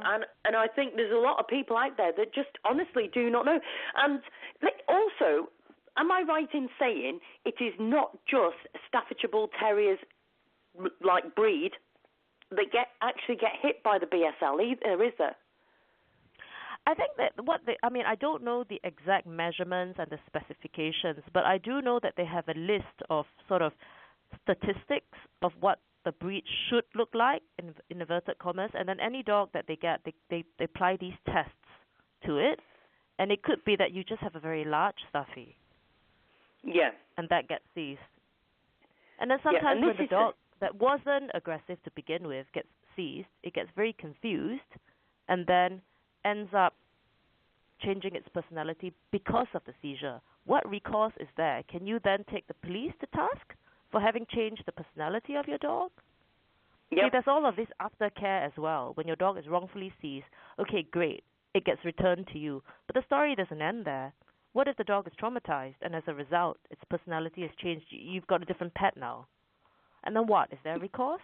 So there are all these things that no one seems to know how to deal with.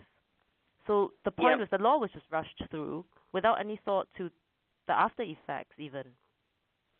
Yeah. Do people claim against the police? I don't know.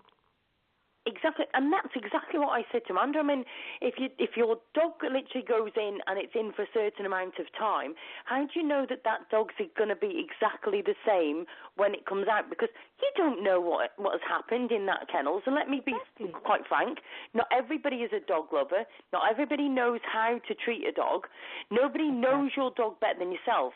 So have they poked it? Have they prodded it? Did they tease it over food? We don't know what happened because we're not allowed to go and see it. No vet is actually, we can't send our own vets in to go and check it. So how do we know what is actually happening? And even down to food, even down to what food it's fed. I know that a mate of mine went and rescued a Great Dane. Ginormous load of bones. That's all I can say, right? But it was a big dog, right? Now, my mate had it. She had it for 3 months. She couldn't believe that it was actually still alive by the state of it.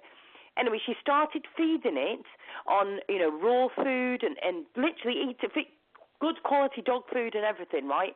She had it 3 months. The change in that dog for the better, you wouldn't believe. No, I absolutely believe, because they're sentient beings. I mean, they thrive on companionship, on love, on care.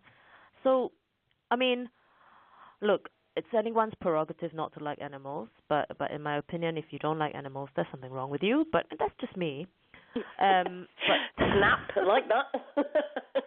but at the end of the day, even if you don't like animals, I want to appeal to them on the sense of fairness and the sense of whether it's right to have a law that doesn't seem to serve the purpose. There are still dog bites. In fact, most of the bites are not from the dogs on the BSL list, as I said. So even if you don't like animals, think about it from that perspective. Yeah. And also from the human rights perspective, as you said, about people who literally get their only friend taken off them, they're helpless, they don't know what to do, they get depressed. All of these issues that arise as a result of this, as an effect of this very unfair law to begin with. Yeah, exactly. It's just absolute. So what else can people do as far as raising funds for, obviously with Amanda and everybody that's doing so much for, trying to support people that literally have that thing. What can they do? Please go onto our website, take a look, and then we're open to ideas. If you've got better fundraising ideas, like, for example, the tarot card reading, that's brilliant. Anything else? Free personal training from a personal trainer, something like that, that gets people to engage and think. We want to create a community where people communicate, we chat, we discuss, we bounce ideas off people, we educate people, create awareness, and that's the whole point. And perhaps when we get more people interested and aware of this unfair law, then we can then bring about a change. Because right now, I think what we're trying to do is to get the word out, as Amanda said, and the more we can engage, the more different types of people from all walks of life get to know about this, the more we can come together with a solution that would get the attention of the lawmakers to get this law changed. Yeah. Definitely. And I think this is the whole point, isn't it? It's just, like you say, it's about teaching people and letting people know the actual what could happen. I think that's the trouble, is that a lot of these people, if we walk down the street today, me and you, and literally walk down and walk to a local park and people are walking dogs, I bet you if we walked, say, to 4 different dogs that could be seized, I bet they wouldn't have a clue. Exactly. And often, it's actually the smaller dogs that are more feisty, not the pits. That is the truth. Yeah, do you know what? I mean, I like all animals. No offense to anybody who owns a Jack Russell or Chihuahua or whatever, but do you know what? It's true, though. It is true. But I have a Chihuahua. He's feisty. I'll just get my spade and dig myself out of that quickly. So I feel like I'm entitled to say that small dogs are fierce because I do have a small dog. I have big and small. I have a Rottweiler, I have an Akita, and I have a Chihuahua. And guess who's the king of the house? It's the Chi. Isn't it funny? Oh, do you know what? I was talking about my Rottweiler earlier, and I tell you, changing the subject totally, but do you know what? Rottweilers, I just love them. I miss my girl so much. Nobody understands a Rottweiler until you've had one. Yes, they're just the most amazing breed. They are protective, they are loyal, they're affectionate, and they're smart. Yeah, they're not like definitely. Dogs that just bark for no reason. They're quite street smart, like mine is. Well, do you know what? Miracle very rarely barked, and I always said to everybody, if you hear Miracle bark, you need to get up because there's something wrong. Yeah, Sophie doesn't bark at all. No, she doesn't. Miracle it's very if something's rare. happening. Exactly. Yeah, that's it. Where's my Chihuahua back? All the time. You know what? One day it was so funny. My eldest daughter's boyfriend had heard a noise, and he heard Miracle bark. So he looked through the window, and there was two lads coming down our alleyway, and was going to literally try and break in. Anyway, so they were going into the back garden. Anyway, so he shouted through the window, "Oi, what do you think you're doing?" And then the next minute they chucked a load of verbal abuse, which I won't repeat. Anyway, he went out. He went and shouted Miracle, went running outside, and the Rottie went running after him up the street. Anyway, we called her back. They literally called her back, but let's just say they didn't come back again. But you know what? She'd never be like that. It was so funny. She was never vicious. She was never... She just knew that she had to protect. It was simple as that. Yeah, you know what I mean? She knew that these people did not have good intentions. They go by instinct, right? So they can see through all the bullshit that humans probably can't. Yeah. Sorry if I've used a bad word. No, listen, say it. I was brought up on catchphrase. Say what you see. Oh, good. Right, I've just got to say, I've got another message just come through. I've got a friend of mine called Sean who literally does, hold on a minute, makes organic creams. So for your face, your hands, and all sorts, he literally does organic creams. So he's saying he'll be able to make some organic creams for the auction. Oh, wow, that's good. Again, get in touch with Amanda. Amanda, are you listening? Get your notebook out. I'll literally be messaging her with a load of stuff soon, I can tell you. So we've got maybe creams, we can also got a tarot card reading. And we could also do... We could do a couple of shows where people who want to advertise on the show could actually have a free advertisement on the show. Yeah, we could. It's your show. You have to decide. I can't. Obviously, whatever benefits us would be fantastic. But yep. No, that'll be good. That'll be good. We can do that. Definitely. Do you know what, it always amazes me. Do you know what, we have got some amazing people in this world. I was talking to a guy called Chuck Hawley the other day who actually rescued the kitten called Sticky the Kitty. My mind went then. And he is amazing. He's in America, and we were literally on the phone for a good hour. And do you know what? It just made me realise we have got so many good people that I really need to unite to make a difference in this world. You know, we have got some amazing advocates, like speaking to you today. We've got Amanda that we've had on, we've had Chuck on, and I just want to connect all these people. You know, honestly. We want to create a community. Yes, yeah.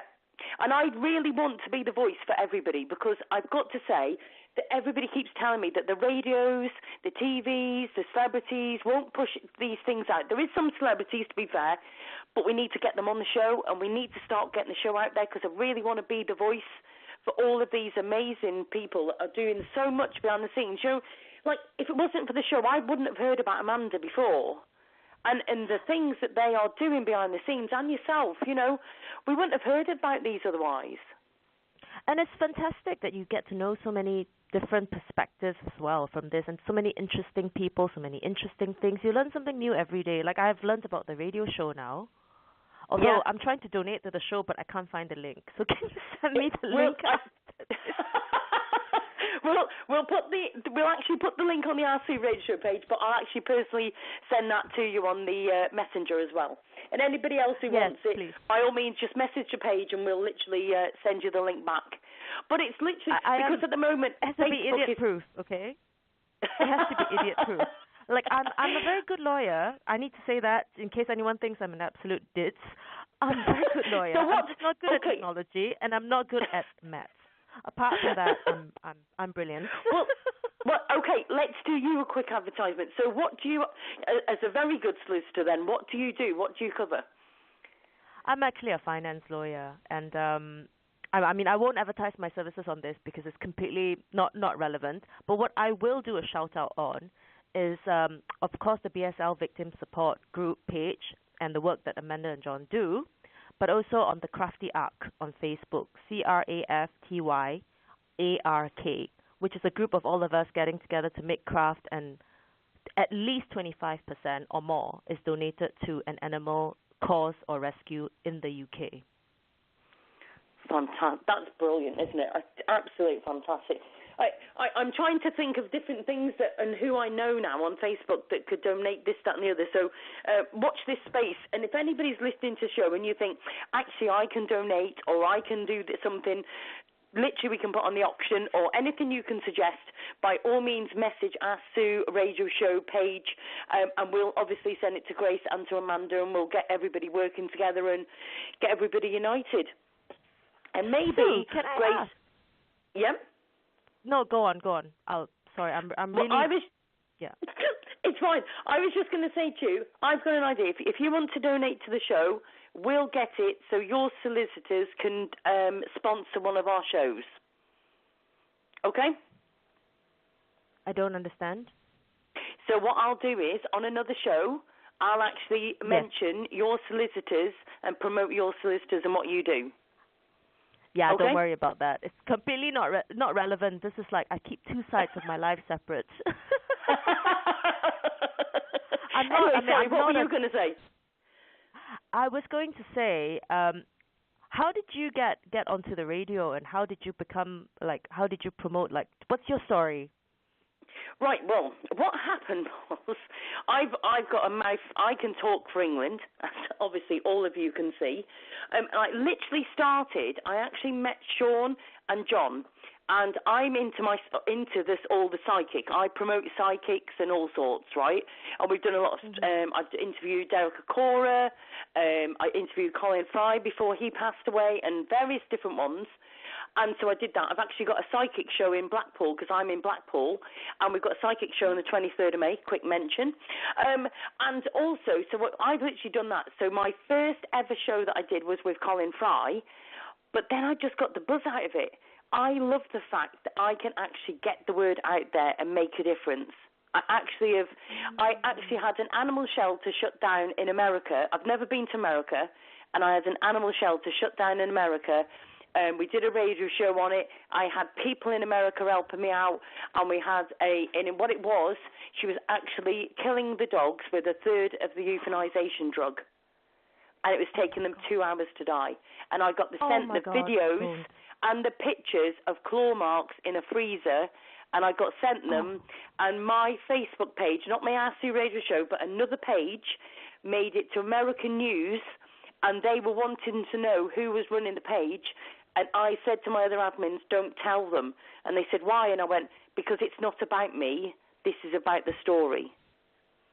And I got told off so many times because they said, you could have done it. You could have made it. You could have got it yourself out there. But it wasn't, I didn't want to do it for that reason. I did it because I wanted to make a difference. Do you know what I mean?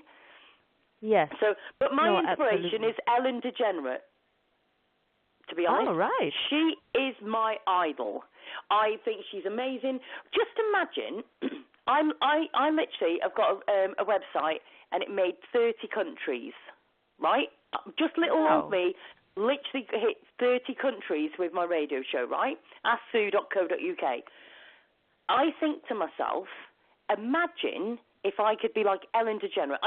I'm not being funny. I don't need to, people say, oh, you just want to be famous for the money. Don't get me wrong. I'd love a few grand in the bank. But besides that, I would love to be able to literally be able to promote people, good groups, good organisations, charities, whatever it may be.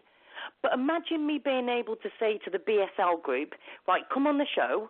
And then at the end of the show, because I've got the show sponsored, I could say to him, actually, here's 10 grand. Yeah. Wouldn't that just be amazing to make that impact? And so everybody who isn't, everybody who's not sharing the page or isn't inviting their friends to it, we're actually cutting our own throats by not adding people to the page, because I want to advertise everybody. I want to make a difference for all of us. Whatever it may be, whatever charity or whatever story we need to get out there, it's about making a difference. It's not about me. We're on the same page. I mean, that's why I'm a solicitor. It pays the bills, but really, it's not. I mean, I enjoy it, but it's not my passion. Let's just put it that way. Yeah. It's just something that I do to support all of my hobbies. Well, do you know what? I don't make no money out of this. Just so everybody knows, this is not something I do. This all voluntary. I don't get no money out of it. I pay to get the radio set up on my laptop. I pay for adverts to go on Facebook, but this is why I've actually put a donate button, because some of the listeners said to me, why don't you put a donate button so we can actually pay for the adverts for the radio show so we can get it out there further? Because Facebook was putting an advert on my page saying if I promoted it by £23 on one advert, it would have reached 62,000 people. Yeah. And I think it is quite good, Facebook ads. They are quite good, though. Yeah, at publicizing. It does there work. Is good and there is bad of Facebook, isn't there? Because I know I've spoken to a few and they don't like it, but then I think of what we've achieved through Facebook is very good. Exactly. But at the moment, it's very hard to get stuff out there if you're not paying for the adverts. Yeah, but at the end of the day, yes, Facebook has its bad stuff as well. But same like a person, right? Your best quality is also your worst quality. It just depends on the situation. So you have to make social media work for you. You don't work for it, but it has to work for you. Yeah, definitely. So at this moment, in promoting causes and in getting and building a community of like-minded people to bring about change, Facebook is very useful. Yeah, definitely. I mean, I've made loads of friends on Facebook, I've got to say, honestly, and I've had loads of friend requests recently because of doing the shows, and it's made a difference. I've met some amazing, including yourself, including Amanda. I've got a mate called Sean, okay? I've met him twice. I met him twice within 2 or 3 days, right? I was actually down south at the time. I was doing deliveries and I went to see him. I surprised him, actually. I knocked him at his door and said, hiya! And he was like, oh my gosh, we'd only spoken on Facebook and because I started the radio. And now he's like my internet brother. I speak to him nearly every day. He's going to be going bright red. He's going to go, oh my God, I can't believe you've just said all that. But do you know what he has? He does. He makes sure my Facebook's okay. He helps me with shows. He's run the chat today for me on there and everything. He's been amazing. But, you know, I have met some amazing people. Like when I went to Hartlepool, I actually went and interviewed all the people that saw Angel get shot, the dog in Hartlepool that was fastened to a tree. I actually went and interviewed all them. It was amazing. The people there were amazing. You know, and I look at the things and the stories that I've covered have been heartbreaking, but do you know what? I have met amazing people through every single one of them. Absolutely amazing. Yeah. Absolutely amazing. And that's the thing. I've got mates that tell me, you know, how do you go on all these rescue sites? Like, it's so depressing on Facebook, you know, it just makes you feel helpless. And I think too, yes, it's awful, but at the end of the day, every little bit that anyone does helps, however small. Yeah, exactly. So you got to focus on the fact that there are all these wonderful people like yourself, you know, trying to promote the cause, trying to create awareness. And you've got to focus on the fact that there are these people out there as well, not just the perpetrators. Exactly. Well, Grace, we're coming to the end of the show. Will you do me a favour? Yes, anything. I want you to come back and do another show with me another day. We'll talk about different subjects, we'll talk about different things, but I've even had a message off somebody who said to me, doesn't she sound lovely and hasn't she got a big heart with it? And do you know what? You're the type of people I want on the show, so will you please come and join me on another show, another day? Any chance to just talk? Yeah, definitely. I like to shoot the breeze. It's better than work. So anytime you've had a bad day at work, you want to have a catch up, by all means give me a shout and we'll do a show. I'm big on the spirituality and the psychic stuff as well. Although I definitely keep that separate from my work life. So I'll be very interested. I'll be checking out your the psychic stuff on your website. Well, Grace, I'm going to have to let you go because I've literally got about 20 seconds. But listen, it's been absolutely lovely speaking to you. I'll speak to you again soon. Thank you so much. Thank you. Cheers, love. Thank you. Take care of yourself. Bye-bye. Bye. Bye-bye, and you. Bye-bye. Right, I've literally got 15 seconds to say thank you very much to everybody who's listened to this show today. An absolutely amazing show. Please join us again at Sue Radio Show. Bye-bye. Thanks for now.